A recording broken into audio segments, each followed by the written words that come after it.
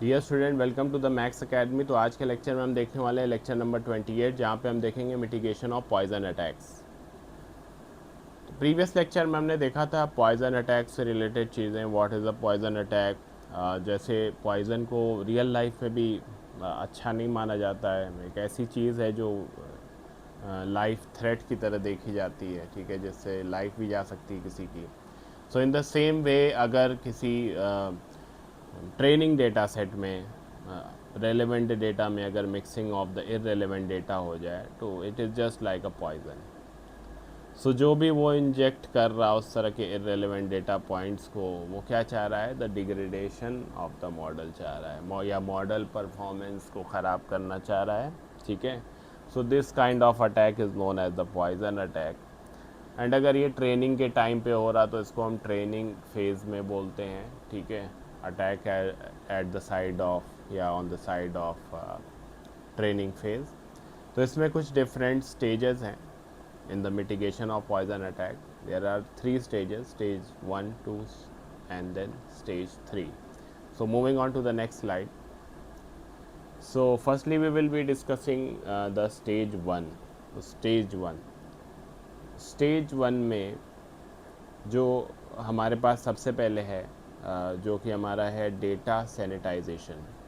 तो जैसे कोविड में लोग खुद को सैनिटाइज रख रहे थे, तो खुद को अपने आप को वायरस से प्रोटेक्ट कर रहे थे, in the same way we are going to protect our training data और our data, original data, from the irrelevant poisoned data, ठीक।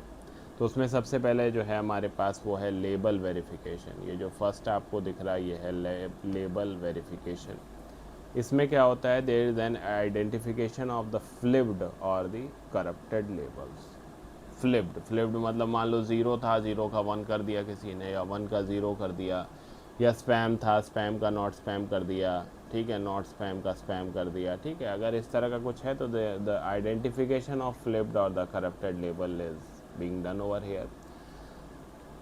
This is first. The second one is the outlier detection. Outlier detection. तो यहाँ पे क्या हो रहा है, it is going to use the model which are based on the statistics in order to find the malicious inputs, ठीक है। तो ये हमारा सेकंड था, outlier detection.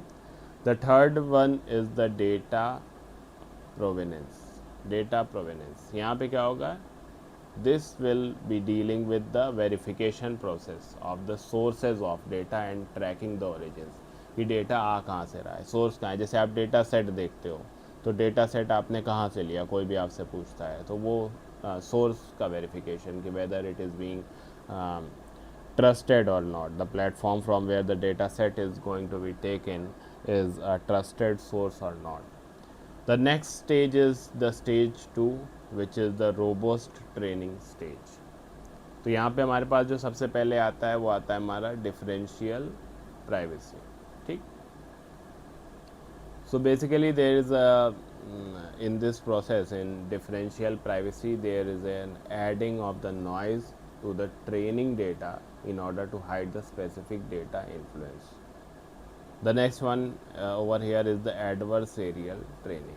So the models are being already trained on the adversarial example to build the resilience, or to build them as a robust model, to be aware that such kind of bad examples, which are known as the adversarial examples, which are used to make the model robust, can be used, okay.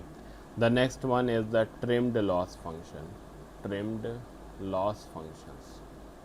So here there is a limiting of the influence of high loss samples, okay. The next stage is the stage 3, which is secure deployment and aggregation. So by the means of geometric median or trimmed median in the federated learning, the secure aggregation is being performed over here, okay, secure aggregation. The next one is node reputation system. This is the node reputation system. So in this there is a filtering of the updates from the suspicious client. The next one is the continuous monitoring. monitoring.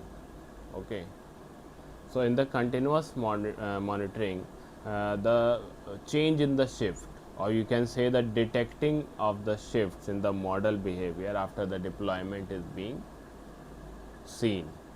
Okay, so these are the three stages which are related with the mitigation of the poisoning attack in adversarial machine learning. So this was all about today's lecture. Stay tuned to the Max Academy and do subscribe the channel. Thank you.